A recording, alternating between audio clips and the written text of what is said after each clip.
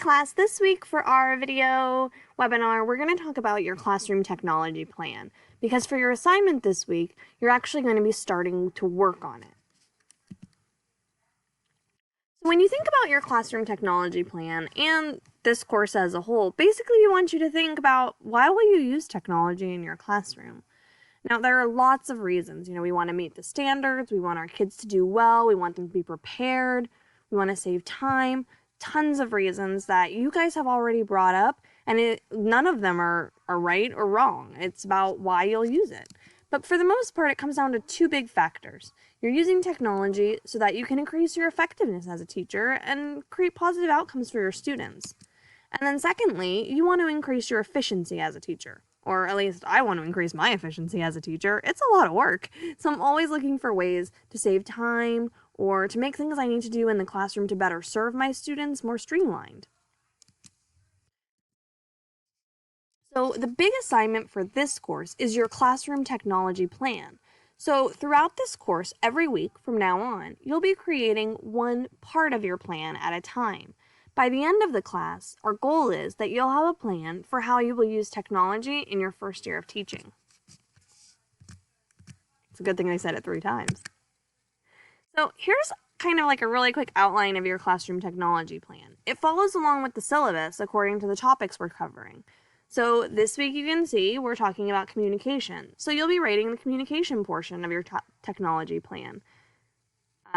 Next week we'll talk about technology to support instruction.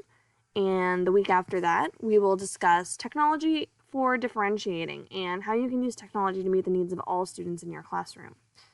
And then down in week 6, we'll talk about assessment and how you can use technology to assess your students. Always when we talk about these different areas, we're keeping in mind, how am I using technology to make me more effective for my students or to make me more efficient as a teacher? And so we'll ask that question every single week. Just depending on the different area of integration that we're studying. So for this week, you're working on your communication plan. Now, all this week we're going to be talking about the 3 different avenues or audiences that you want to think about when you think about who you need to communicate with. How will technology help you communicate with them? The first group, of course, is your students. When you think about technology, what's available that can help you be more efficient or effective when you make sure you're communicating with them so they're on the same page as you for things? The next group you want to consider is, of course, their parents. There's lots of different ways that technology can assist you in communicating with families outside of the school day to make sure that they're understanding what's going on in your classroom and how their student is performing. And the final group is about the global community. Now, when we talk about the global community, we know that to be a 21st century learner, it's about so much more than just existing in our little bubble. So that means that we want to make our classroom part of the community.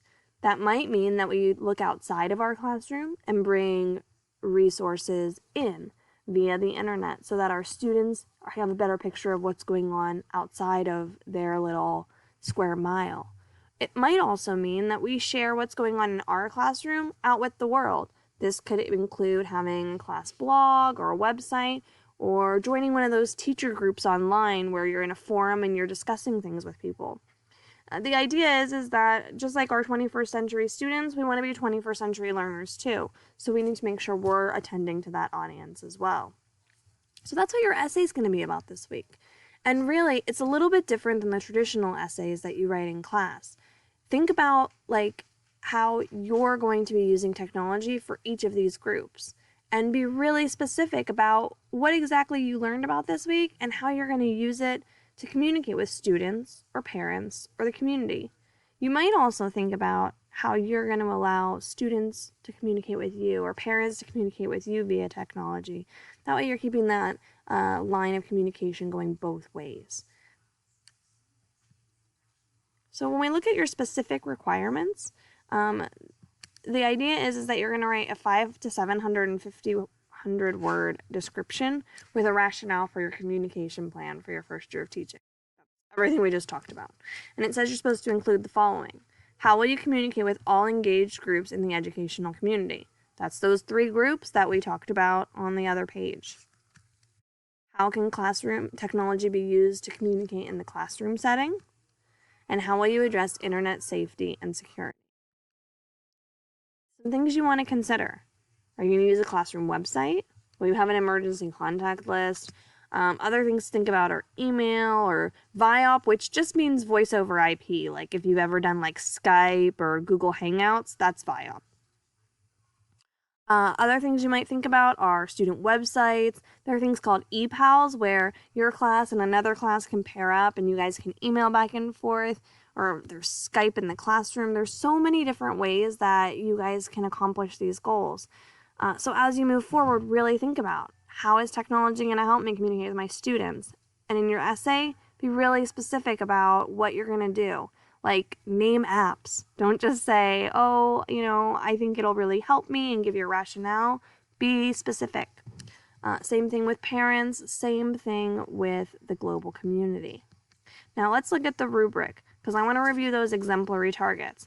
This is a really unique opportunity because for this week, the assignment I think is worth like 100 points maybe, and the blog is worth 50% of that.